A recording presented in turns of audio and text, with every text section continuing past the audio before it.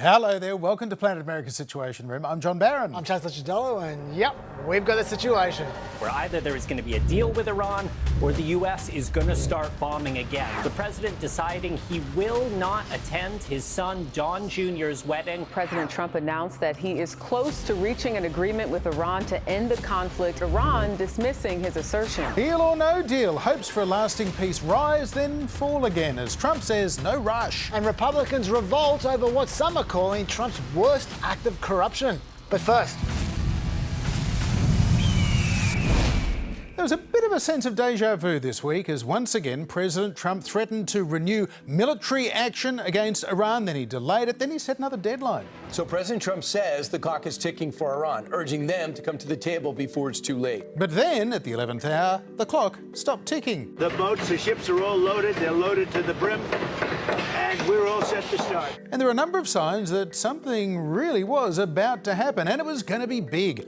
The president announced he'd be staying at the White House rather than attending his own son's wedding, again claiming talks with Iran had progressed. Right now we're negotiating, and we'll see.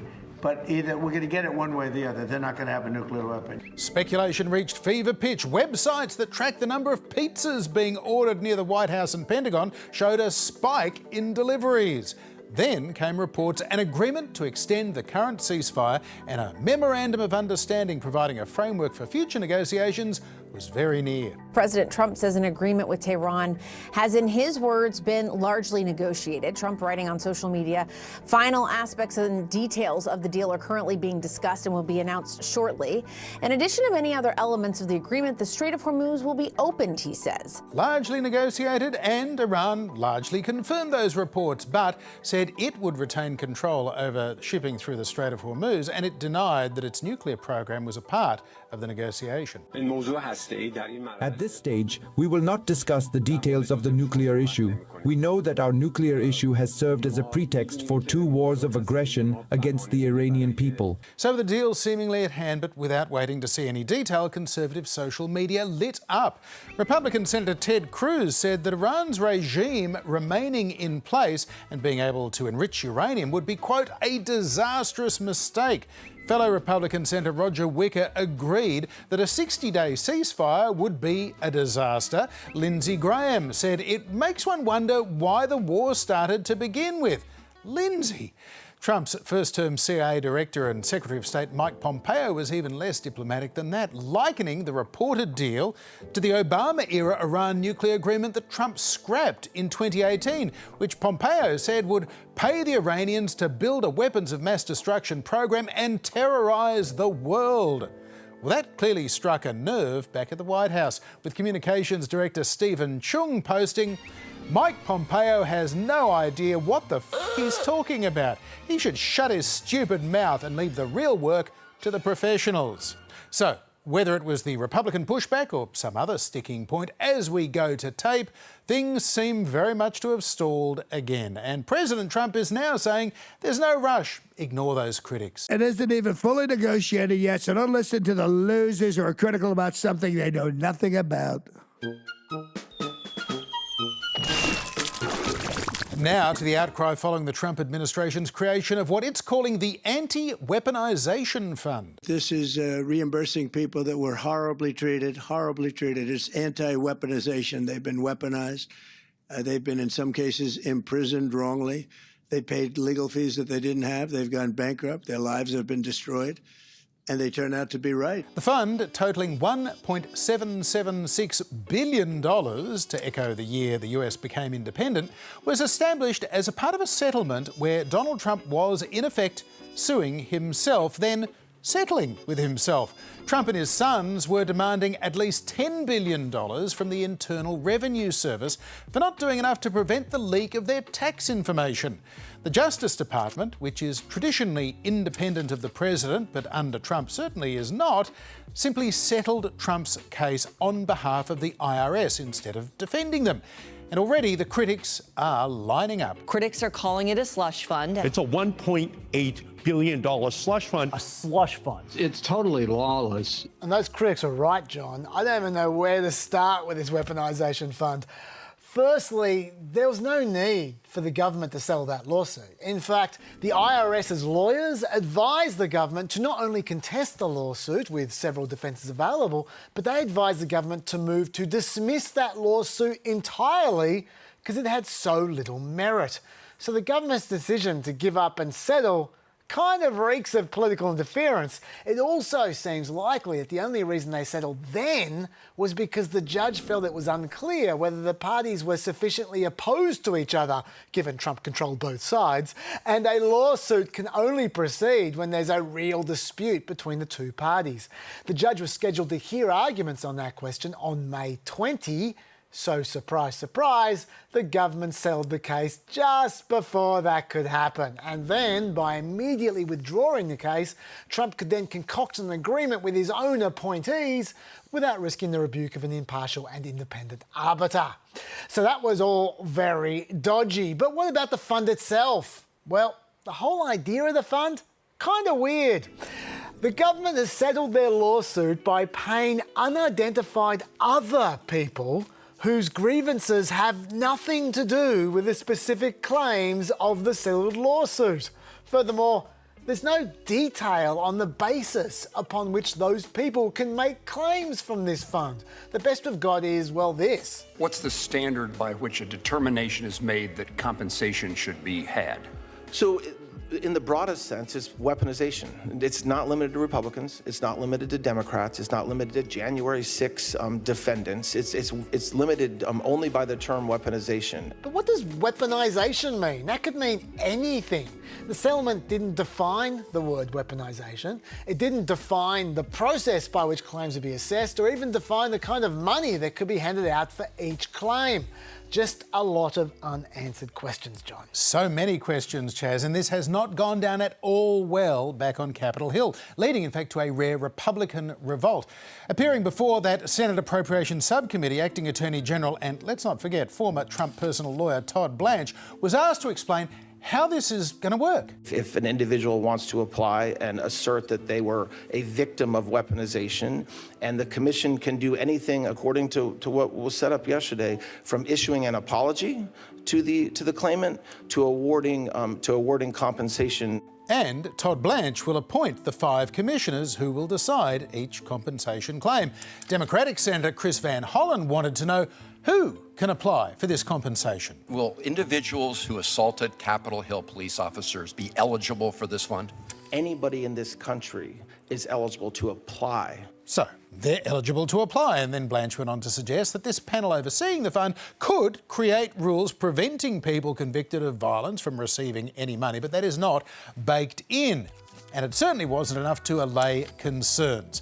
Behind closed doors, as Todd Blanche tried to sell this slush fund directly to Republican senators, the meeting reportedly became incredibly hostile, with as many as 25 Republican senators speaking, all in opposition to this weaponization fund. And the hostility to this fund wasn't kept behind closed doors either. I will tell you, my first reaction was this doesn't pass the smell test. It sends a signal, hey, go breach the Capitol, destroy the building, assault police officers, and you may even get compensated for someday. That's absurd. In a statement, Republican Senator Mitch McConnell went even further than that, describing the fund as, quote, utterly stupid and morally wrong. Fuming at not being consulted, Senate Republicans then derailed a massive immigration enforcement bill and basically left town, Chaz. Although I don't think the main reason they left town was because they were angry. I think it might be because the Democrats promised to introduce a series of amendments to that immigration funding bill, which were going to force senators to vote on the slush fund. And those Republicans were so desperate to avoid those votes, they elected to skip town for a few weeks instead. And I've got to say, I'd be hitting the highway as well if I was them, John. That fund has a lot of issues. For instance, Todd Blanche has been very clear that Trump and his family will not be getting anything from this fund. You're going to assure us President Trump and his family will get no proceeds from this? Correct. He will not. He will not get. His family will not get. Correct. But then the settlement clearly states that the claimants can include entities. So could a Trump-owned entity make a claim from the fund? Maybe. But hey, The Board of Commissioners wouldn't pay such a claim, would they? I mean, they're totally independent after all, except the president can remove any commissioner without cause. So that doesn't sound very independent now, does it? We've also been told not to worry about potential payouts going to rioters and criminals because the commissioners must supposedly consider a claimant's personal conduct and character when they're making the determination, except the commissioners can actually do whatever they want. They determine their own procedures for submitting, receiving, processing, granting or denying claims, and they don't even need to tell us what those procedures are. In fact, they don't need to tell us anything. They only need to tell the Attorney General who the claimants are and how much they got paid out, but the public are shut out entirely. In fact, so unsure are they about what's going to happen to this money, the settlement agreement explicitly disclaims any liability for the protection or safeguarding of the money, regardless of bank failure, fraudulent transfers, or any other fraud or misuse of the funds, which all sounds decidedly ominous. But at least there's a legal precedent, apparently. There was an Obama-era settlement, you see, that drew from the same funds to compensate Native American farmers and ranchers back in the day. So there's your precedent there. Except that settlement was signed off on by a federal judge, whereas this settlement was signed off on by nobody. And in the Obama settlement, they had to satisfy the court the funds were going to get paid out in a way that served the same interests as the people who brought the case. Whereas in this settlement, anyone can get the money. It's practically open slather. So that's a very different scenario, John. Like I said, the fund has issues. In fact, has so many issues, the top lawyer at the Treasury Department, the guy in charge of paying out settlements, stepped down only hours after this fund was announced. This, despite only being on the job for 7 months at the time. He hasn't said anything about why he resigned, but those actions speak loud and clear to me, John. Yeah, it doesn't sound like a coincidence. Meanwhile, watchdog group Citizens for Responsibility and Ethics in Washington filed a suit to try and block this fund, claiming President Trump is attempting to illegally divert nearly $2 billion of taxpayer money into the hands of his friends and supporters, calling it, quote, a jaw-dropping act of presidential corruption. Meanwhile, back at the White House, Vice President J.D. Vance was doing his best to try and defend it. And the question is $1 of this money going to the Trump administration? No. Is $1 of this money going to Donald Trump personally? No. Is $1 of this money going to Donald Trump's family? No. The people that would get the money are people, some of whom have been prosecuted completely disproportionate to any crime they've ever committed. That being the case, Trump's former personal lawyer turned arch critic Michael Cohen says he wants to test the independence of this proposed fund. During Trump's first term, Cohen was sentenced to 3 years in jail for tax evasion, making false statements and campaign finance violations, and now he wants money. If the weaponization fund truly exists to support individuals whose lives have been destroyed by politically motivated law enforcement tactics, by selective prosecution, by government leaks, abuses of power, and intentional destruction of reputation, then there is perhaps no clearer example than what happened to me. And it's not just Cohen who wants cash, John. All kinds of undesirables are looking for a piece of that loot. January 6er Brandon Fellows has made this modest request. So the number I've put in is $30 million. No problems! Whereas the now pardoned, convicted seditionist and terrorist Proud Boy Enrique Tarrio has a more modest request of only $5 million. When he was challenged about that on Twitter, he replied, "Just pay your taxes so I can enjoy your money." Really warms the heart, John. Yeah, I think that's heartburn. But then came the kicker in all of this. Trump's Justice Department expanded its agreement with the president, promising that the IRS would drop any audits of him, Trump, his family, or related entities, which sounds like it amounts to a blanket get-out-of-jail card for Donald Trump, who reportedly used things like a dubious accounting manoeuvre to claim improper tax breaks. He was facing a bill of more than $100 million. Although, as far as the president is concerned, he's the one who's selflessly giving up money and combating the corruption of the last administration. I am helping others who were so badly abused by an evil, corrupt, and weaponized Biden administration receive, at long last, justice. Okay, just a few things, John. It's not just the $100 million fine that Trump could be avoiding here. If Trump knows he isn't being audited, then he can just use any excuse not to pay his taxes for last year and save himself more than $500 million, according to Forbes magazine. And it's not just taxes he's saving himself either. Read the terms of that expanded agreement carefully, and you can see that Trump is claiming immunity from any matters currently pending or that could be pending before defendants or other agencies or departments. If taken literally, that includes the Department of Justice. That would give him immunity against anything. He already has immunity against presidential crimes, but this would give him immunity against, say, insider trading or, say, crypto scamming as well, hypothetically speaking. Just for instance. And finally, all this immunity is not just for him.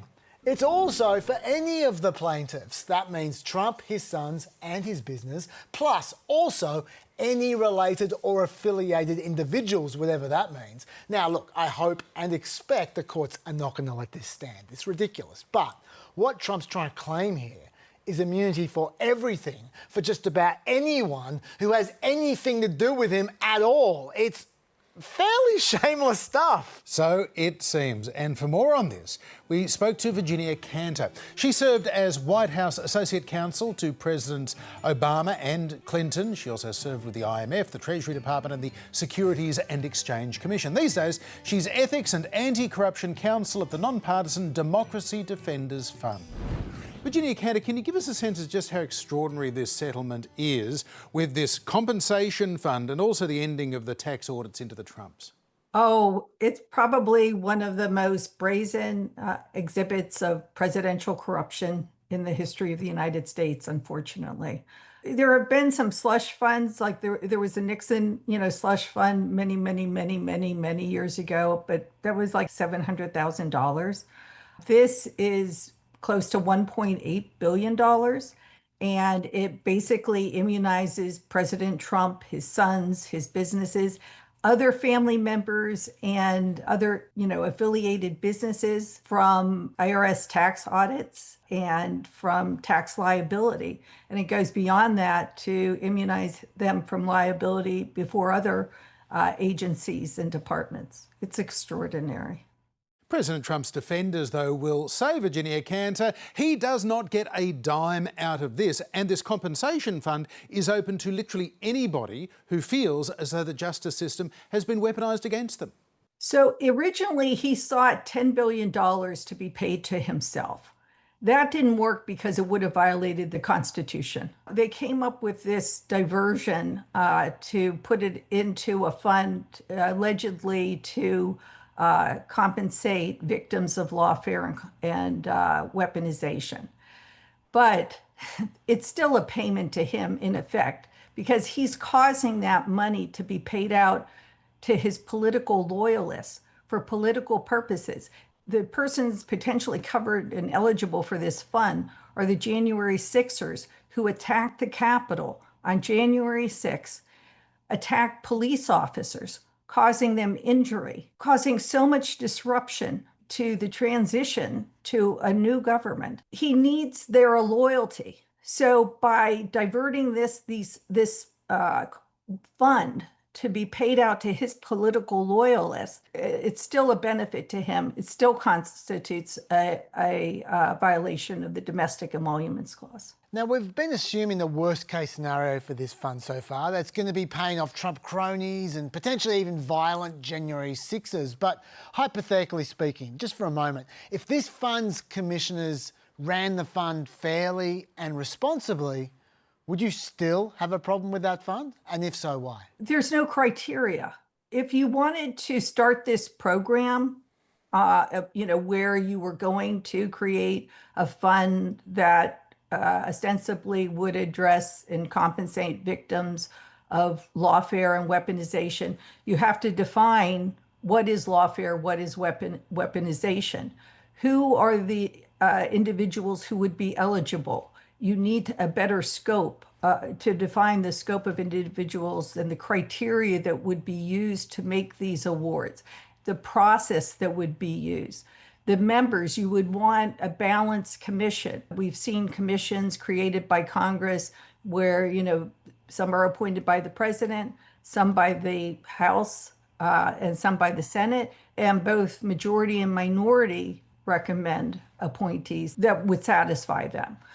There's no construct for this. It's so vague and it's so political, and it just undermines all public trust. So many people in America are hurting, and he creates this slush fund that looks like it's just a giveaway to his political cronies and violent cronies. That's what's so disconcerting. People who have done tremendous harm and people who witnessed it for hours on January 6th. If you were in Washington, D.C., near the Capitol, in the Capitol, there were senators running for their lives. Vice President Pence was removed by the Secret Service. A person was shot. I mean, this was a horrendous day. What makes the Republican pushback we're seeing against Trump's slush fund all the more significant is the sway the president still holds over the party and its base. Today, the president celebrating another victory in his revenge campaign against his Republican critics after Republican Congressman Thomas Massie was defeated by Trump-backed challenger Ed Gallrein in the most expensive House primary in history. Massie's almost 10-point loss came despite directly raising $5.5 million, significantly more than Gallrein's $3.1 million, but the bulk of the spending in this primary, more than $25.8 million, came from outside groups. Some of those were affiliated directly with Trump, and they spent big to get Massie out after he'd forced the release of the Epstein files, or at least some of them.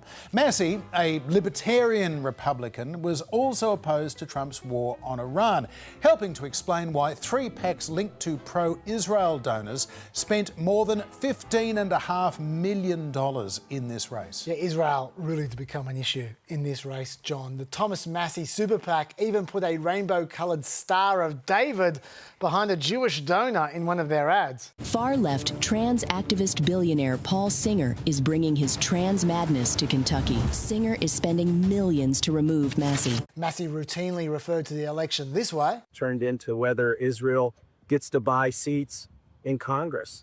And what they found out is that my seat's really expensive. He was certainly right about that last bit. It ended up being the most expensive House primary race in American history. Yet even after the election, Massie was still at it about Israel. I would have come out sooner, but I had to call my opponent and concede, and it took a while to find Ed Gallrein in Tel Aviv. Now, for his part, Massie says he's just an America First kind of a guy.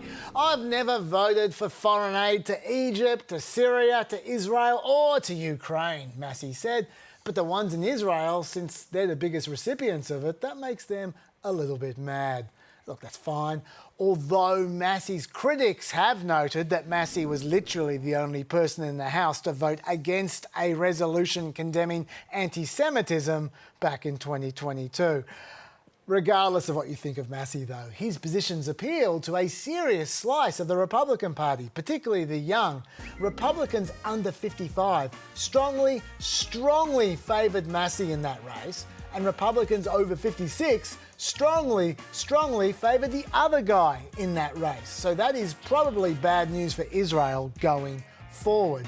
Sadly for Massie, though, primaries aren't fought in the future, John. No, indeed not. Also feeling the wrath of dawn this primary season, Louisiana Senator Dr. Bill Cassidy. He voted to convict Trump after his second impeachment for inciting that mob to attack the Capitol in 2021. Cassidy, though, tried to mend fences this time around by supporting Trump's more controversial nominees, including anti-vax Health Secretary Robert F. Kennedy Jr., but it wasn't enough to save him. Cassidy said He has no regrets, and he had a message seemingly directed squarely at the Oval Office. When you participate in democracy, sometimes it doesn't turn out the way you want it to. But you don't pout, you don't whine, you don't claim the election was stolen, you don't find a reason why. And John, it's fair to say Trump did not forget Cassidy's vote to remove him.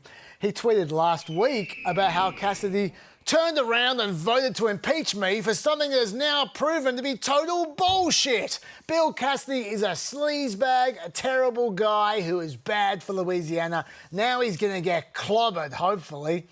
Yeah, Trump remembered that vote. And his venom helped create history, with Cassidy becoming the first elected senator to place third or worse in a primary since 1944. As you said, John, Cassidy did have some messages for Trump afterwards, and those messages kept coming after Cassidy returned to the Senate, when he not only broke with Trump to oppose the war in Iran, but he also turned against the proposal to throw an extra $1 billion towards security and the White House ballroom. Do not make an enemy out of the guy who's going to be in the Senate for 7 more months, John. Too late for that, I think. Last week as well, Trump turned on yet another Republican incumbent. This is Senator John Cornyn of Texas.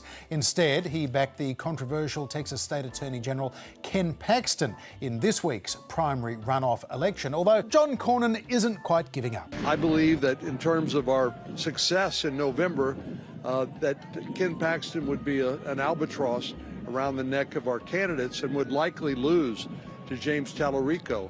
James Tallarico is, of course, the Democratic nominee for Texas Senator, and polls have him tied with Paxton but trailing John Cornyn, while the first Republican primary polls since Trump backed Paxton have Cornyn suddenly slipping 22 points behind after leading in 2 of the 4 published polls in the last month. That right there, Chaz, may well be the Trump effect. Yeah, it might be. Look, it's not like Cornyn wasn't trying to suck up to him.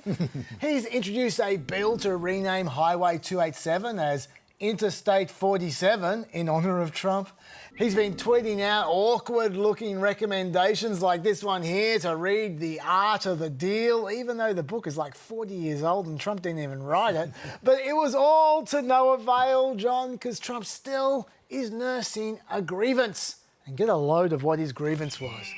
Trump says that Cornyn is a good man, but he wasn't supportive enough when times were tough, and he was too late in backing Trump in the 2024 primaries. So it's not what Cornyn did, he was just too slow to suck up to Trump. And this has really annoyed Cornyn's fellow Senate Republicans, because it just so happens Cornyn is a massive fundraiser for them. He's raised over $400 million for his colleagues over his career, and that money tap has now been turned off. Furthermore, his opponent, Ken Paxton, terrible fundraiser. And he also has a huge amount of unhelpful baggage as a candidate as well. So rather than generating cash, Paxton's going to be a huge drain, sucking in resources that would have otherwise been spent on competitive races elsewhere in America, just so Republicans can keep him afloat in a red state. And that could lead to Democrats narrowly winning in Maine or Ohio, North Carolina or Alaska and flipping the Senate, all because Trump wanted revenge for Cornyn being too slow to love him. They're not happy, John. Not at all. Also, there are now 9 Republican lame ducks in the Senate who are not going to be senators next year. And 4 of that 9, Cornyn, Cassidy, Tillis and Mitch McConnell, probably blame Trump for their demise. And of course, there's also Susan Collins, who still needs to do what it takes to win in a blue state. So that makes 5 swinging votes in a Senate with a margin of 3. Trump is going to have a nightmare passing anything over the next 7 months, John, and he only has himself to blame. There's been another high-profile departure from the Trump administration. Tulsi Gabbard, Director of National Intelligence, has resigned from her post, telling President Trump today that she is resigning to support her husband during his cancer battle. And that may indeed be the major reason that Tulsi Gabbard is leaving. But There's potentially quite a long list of other reasons as well. Back in March, she arguably made her position as head of America's 18 intelligence agencies untenable when she contradicted the president's rationale for going to war with Iran. She testified to Congress that the U.S. intelligence community did not believe Iran was building a nuclear weapon, which was in direct opposition to President Trump, who later came out to say, frankly, she is wrong. And there may be even more to it than that as well. According to investigative journalist Catherine Herridge, the CIA was keeping a close eye on Tulsi Gabbard's Directors Initiatives group, which was looking into things like the Kennedy and Martin Luther King assassinations and CIA mind control programs, and was tracking every keystroke on their government computers and devices. That all came after these reports 2 weeks ago. Tulsi Gabbard's office. Agents hauled out dozens of boxes, files on the JFK assassination and MK Ultra, the CIA mind control operation, which she was in the process of declassifying. Although Gabbard's spokesperson said at the time that story was flat out false, and that the CIA did not raid the DNI's office. Still, questions remain. Either way, Gabbard, a former Democratic member of Congress and presidential candidate turned Trump supporter, has become the fourth member of cabinet to leave the Trump administration since March. And is it just me, or is there something of a pattern forming there? Have you been caught storming the Capitol, attacking a police officer, or attempting to overturn an election? You may be entitled to compensation. Yes, you. From Donnie T's Illegal Eagles. Oh no, oh God. I recently convinced myself to settle with myself for $1.7 billion taxpayer dollars. And I've set up a fund to help victims like you. Not you. I mean you. To make a claim, you need no legal basis and no shame. Just bring a piece of furniture from Nancy Pelosi's office. Call Donnie T's Legal Services and Mobile Phone Emporium. First caller gets my invite to Don Jr.'s wedding. And that is it for our trip to Planet America. We'll see you back here at the same time next week on ABC TV. You also find us on ABC iView, YouTube and Facebook. And don't forget the Pet Podcast, where this week we're talking a whole lot more slush fun. See you there. Bye-bye.